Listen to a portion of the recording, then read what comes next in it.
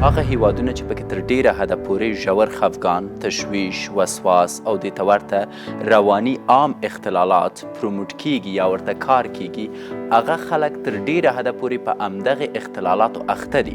په هغه هیوادونو کې چې دې مسایلو ته پروموټ یا هم پروپاګند نه کیږي، په هغې هیوادو کې څوک په دې مسایلو اخته نه دي. زه یو مثال در کوم.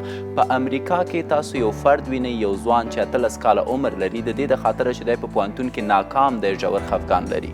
خو په سوریه کې تاسو یو ماشوم ګورئ چې 12 کلن دی او په 12 کلنۍ کې په خپلو سترګو لیدلي حالت کې کتلي چې پلار یې د لاسه ورکړی، مور یې د لاسه ورکړي، 3 کوچني نور ماشومان ورپاتې دي او دا هر سهار راپورته کیږي.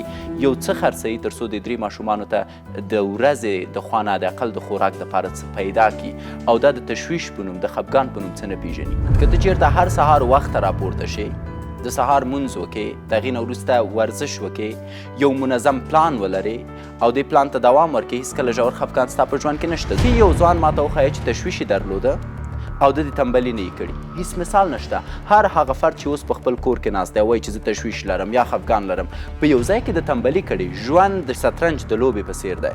د ورځې په پای کې ټوله ستا تېروتنه ده، د بل چا تېروتنه نه ده. هر څه چې کېږي در سره د تا له امله کېږي.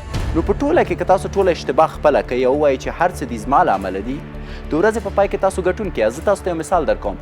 ژوند په خپل ذات کې سخت دی. اوس تاسو وټاکئ چې دا سختي په کوم شکل ګالئ، د یو ګټونکي په توګه دا سختي ګالئ یا د یو بایلونکي په توګه. څوک وایي چې خیرات ټولول اسانه دي؟ تر ټولو سخت دي. سهار وختي به ته راپورته کېږي، سړک کې چې دی درېږې، د موټر د وهلو خطر شته، ته به خلکو ته 1000 رقمه غږ بدلوي، د خدای په نوم خیر دی، خیرات راکړه، درېږې به هغو ته به قناعت ورکوي. خیرات ټولول په خپل ذات کې سخت دي.